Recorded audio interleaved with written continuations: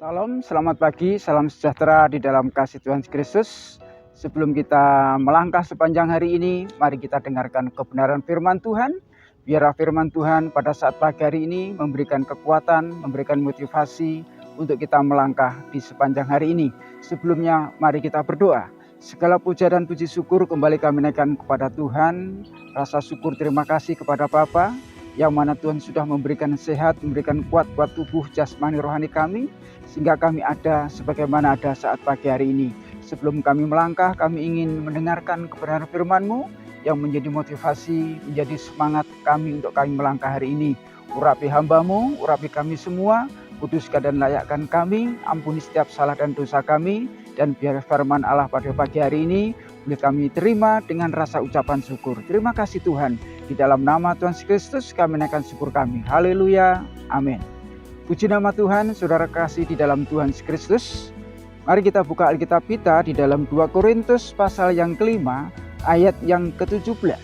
Sekali lagi, 2 Korintus 5 ayat yang ke-17 mengatakan, jadi siapa yang ada di dalam Kristus, ia adalah ciptaan baru.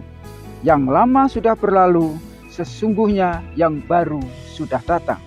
Kebenaran firman Tuhan pada pagi hari ini kami berjudul pembaharuan. Pembaharuan dapat diartikan alih generasi. Dapat diartikan dengan kata pemugaran.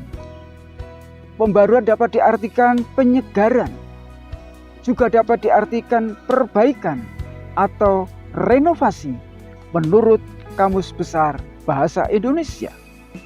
Artinya, barang atau keadaan yang sudah ada dibuat atau yang sudah dibikin atau sudah diremajakan supaya mendapatkan barang atau keadaan yang baru daripada keadaan yang sebelumnya. Artinya, barang atau keadaan yang lama yang tidak baik harus dibongkar, harus direnovasi supaya mendapatkan barang atau keadaan yang baru yang baik. Oleh sebab itu, renovasi, penyegaran dibutuhkan juga bagi orang-orang percaya di dalam kita beriman kepada Tuhan. Suatu contoh, di dalam dunia otomotif, setiap tahun selalu dipikirkan oleh manajemen sebuah kantor otomotif bagaimana mendapatkan kendaraan yang akan dilempar ke pasaran itu selalu diuji, selalu direnovasi guna memastikan kendaraan baru itu mempunyai kemampuan yang lebih dari yang terdahulu. Artinya kendaraan itu sebelum dipasarkan dengan merek yang sama tetapi dengan keadaan yang berbeda, itu namanya dibaharui atau direnovasi supaya mendapatkan kenyamanan-kenyamanan yang lebih baik. Contoh kedua, kita sebagai manusia pun semestinya juga ada pembaharuan di dalam hidup kita. Baik secara berpikir kita, secara pertindakan kita, atau hal-hal yang perlu diperbaiki. Kalau kita tidak sebagai manusia, tentunya kita berkeinginan untuk memperbaiki kelakuan kita, keadaan kita yang dulunya tidak benar. Tentunya kita berkeinginan melakukan hal-hal yang benar. Itu yang namanya perbaruan di dalam kehidupan kita. Saudara kekasih di dalam Tuhan Kristus, kita sebagai umat Tuhan, sebagai gereja-gereja, Tuhan tentunya tertentu mengadakan ibadah atau doa 10 malam, termasuk gereja kita yang sudah menyelesaikan doa 10 malam. Di dalam doa penyegaran iman, kita meminta Roh Kudus supaya Roh Kudus itu menjamah, supaya Roh Kudus memulihkan, supaya Roh Kudus memperbaiki, supaya Roh Kudus memperbaiki roh kita. Melalui zaman Roh Kudus kita dikuatkan, kita diteguhkan, dan kita dicerahkan kembali. Oleh karena itu pentingnya kita meminta Roh Kudus supaya memperbarui di dalam setiap kehidupan kita. Saudara kekasih dalam Tuhan Kristus, firman Allah yang kita baca pada saat pagi hari ini berkata, siapa yang ada di dalam Kristus adalah ciptaan baru. Jika kita mengaku bahwa kita ada di dalam Kristus, oleh sebab itu kita harus bisa, kita harus mampu, kita harus membuktikan bahwa kita ini ciptaan baru, bahwa kita ini sudah direnovasi, bahwa kita sudah diperbaiki, bahwa kita itu sudah dibikin baru oleh Roh Kudus. Yang apa yang perlu dibaharui di dalam setiap kehidupan kita? Tentunya yang terutama dibaharui adalah hati kita. Dibaharui adalah sikap kita, cara berpikir kita. Bukan berbaharui di dalam setiap segi kehidupan kita. Dulunya kita menjadi orang-orang yang jahat. Dulunya kita menjadi orang-orang yang tidak menjadi berkat. Tetapi setelah kita dipenuhi Roh Kudus, setelah Roh Kudus menjamah kita, yang 10 hari, yang 10 malam kita lakukan bersama-sama dengan bergandengan tangan, pasti ada jamahan-jamahan Roh Kudus. Jadi kita berubah bukan secara luarnya saja, kita berubah pakaian luar saja, tetapi yang tentunya yang berubah itu yaitu hati kita. Supaya apa? Dengan hati kita ini Tuhan Yesus selalu dipermuliakan. Firman Allah berkata, yang lama sudah berlalu. Yang lama sudah berlalu. Manusia lama kita tinggalkan. Apa manusia lama itu? Misalkan manusia lama kita sering hidup di dalam iri hati. Kita hidup di dalam kebencian. Kita hidup di dalam amarah. Kita hidup selalu dalam dendam. Kita kurang percaya atau kurang beriman kepada Tuhan. Kita selalu mengeluh atau sering berbuat, melakukan hal-hal yang tak pantas sebagai seorang Kristen.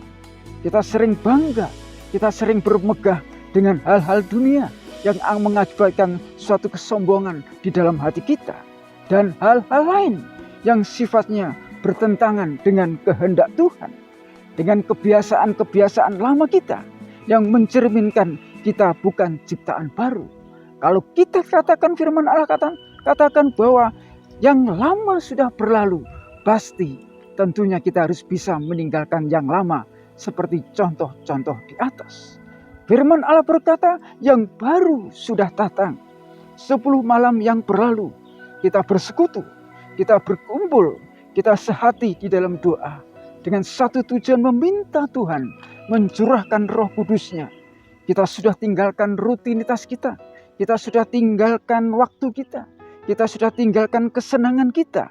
Untuk mengharapkan anugerah daripada Tuhan. Lawatan yang daripada Tuhan, supaya ada pembaruan di dalam hati kita, di dalam sifat kita maupun di dalam kesetiaan kita.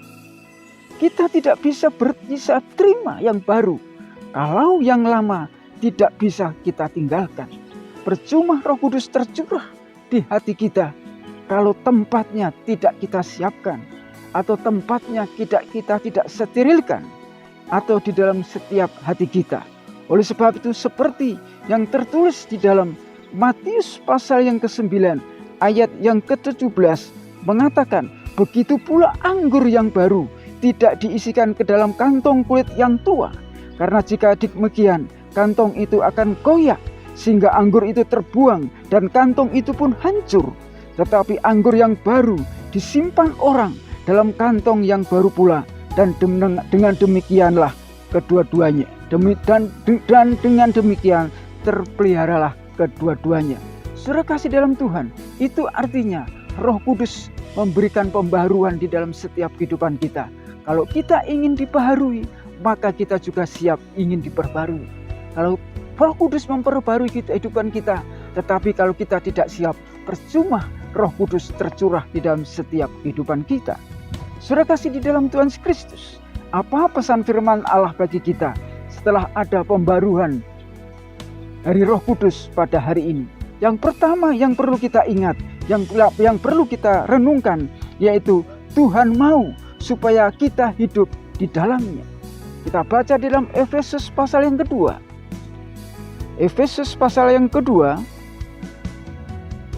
ayat yang ke-10. Efesus 2 ayat 10 berkata demikian, karena kita ini buatan Allah, diciptakan dalam Kristus Yesus untuk melakukan pekerjaan baik yang dipersiapkan Allah sebelumnya. Ia mau supaya kita hidup di dalamnya. Yang pertama yang dapat kita pelajari dari firman Allah ini, Tuhan mau supaya kita hidup di dalamnya. Tuhan itu mengasihi kita. Tuhan ingin menyelamatkan kita. bahwa Tuhan ingin kita melakukan pekerjaan baik. Tentunya pekerjaan baik yang Tuhan inginkan di dalam setiap kehidupan kita dapat menjadi dampak di dalam setiap perjalanan kehidupan saya dan saudara. Kalau kita baca dalam Filipi pasal yang keempat, ayat yang ke-8 mengatakan bahwa jadi akhirnya saudara-saudara, semua yang benar, semua yang mulia, semua yang adil, semua yang suci, semua yang manis, semua yang sedap didengar, semua yang disebut kebajikan dan patut dipuji, pikirkanlah semuanya itu. Itu artinya setelah kita dipenuhi oleh Roh Kudus, maka Tuhan mengajak saya dan saudara untuk memikirkan hal-hal seperti ini. Kalau hal-hal ini dapat kita pikirkan, hal-hal ini dapat kita lakukan, berarti kita sudah menerima manusia-manusia yang baru. Kita dapat meninggalkan manusia lama yang penuh dengan dengki, yang penuh dengan kebencian, yang penuh dengan amarah.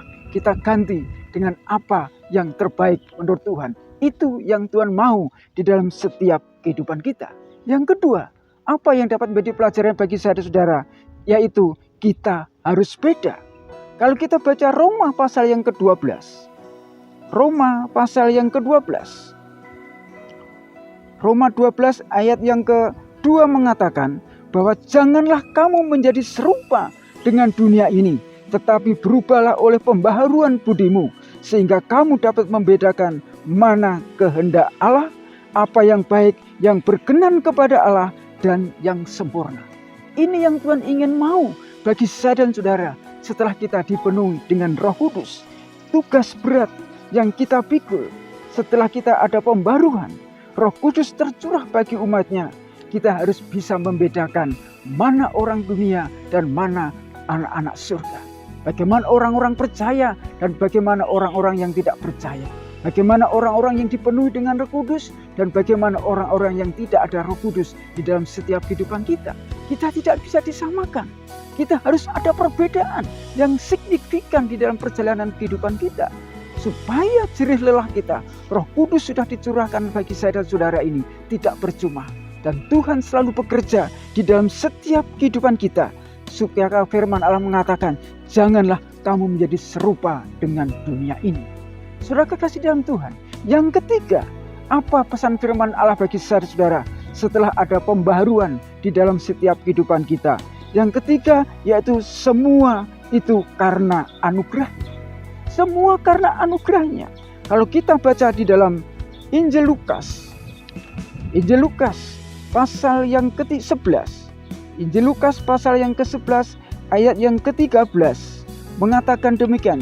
Jadi jika kamu yang jahat tahu memberi pemberian yang baik kepada anak-anakmu, apalagi Bapamu yang di surga, Ia akan memberikan Roh Kudus-Nya pada mereka yang meminta kepadanya. Saudara kekasih di dalam Tuhan Kristus, betapa baiknya Tuhan kita yang memberikan apa yang kita perlu. Raja Salomo tidak meminta harta dan kekayaan. Raja Salomo tidak meminta harta dan kekayaan. Tetapi Raja Salomo meminta hikmat, meminta Roh Kudus daripada Tuhan. Supaya Raja Salomo mampu memimpin, mampu menghadapi umat Tuhan yang notabene adalah orang-orang yang tegar tengkuk. Tanpa pimpinan Roh Kudus, tanpa jamaan Roh Kudus, Raja Salomo tidak akan mampu. Maka sebab itu Raja Salomo tidak meminta harta dan kekayaan, tetapi Roh Kudus. Demikian juga dalam setiap kehidupan kita. Kekayaan, harta itu akan menyusul kita. Tetapi yang terpenting dalam setiap kita minta Roh Kudus tinggal di dalam setiap kehidupan kita. Roh Kudus yang kita percaya mampu memulihkan, memberikan semangat baru, memberikan sukacita, memberikan keberanian di dalam setiap kehidupan kita. Oleh sebab itu, jangan pernah biarkan Roh Kudus lari di dalam setiap kehidupan kita. Seperti yang dialami doa daripada Raja Daud yang mengatakan, jangan ambil rohmu daripadaku. Demikianlah juga kita, saudara kasih dalam Tuhan. Roh Kudus memberikan kekuatan baru dalam setiap kehidupan kita. Perjalanan kehidupan kita memang berat. Perjalanan kehidupan kita penuh dengan tantangan. Banyak sekali rintangan yang harus kita hadapi. Tanpa Roh Kudus, tanpa pimpinan Roh Kudus, kita tidak akan mampu menyelesaikan, melewati, sampai kita dapat menyeberang ke tepi laut. Tetapi oleh Roh Kuduslah kita mampu sampai saat hari ini. Tuhan Yesus memberkati. Mari kita berdoa. Terima kasih Tuhan atas kebenaran firman-Mu pada saat pagi hari ini. Biar firman Allah yang singkat ini dapat kami terima. Bukakan hati dan pikiran kami. Dan biarlah Roh Kudus ini memberikan semangat baru, kekuatan baru, keberanian baru bagi kami. Untuk kami menghadapi segala sesuatunya. Roh Kudus pimpin kami. Roh Kudus sertai kami. Roh Kudus berikan kami mampu untuk kami menjalani kehidupan kami di sepanjang hari ini. Ampuni salah dan dosa kami. Ampuni setiap kekurangan dan kelemahan kami. Di dalam nama Tuhan Yesus Kristus kami naikkan syukur kami. Di dalam nama Yesus kami naikkan syukur kami. Haleluya. Amin. Selamat beraktivitas. Tuhan Yesus memberkati. Salam.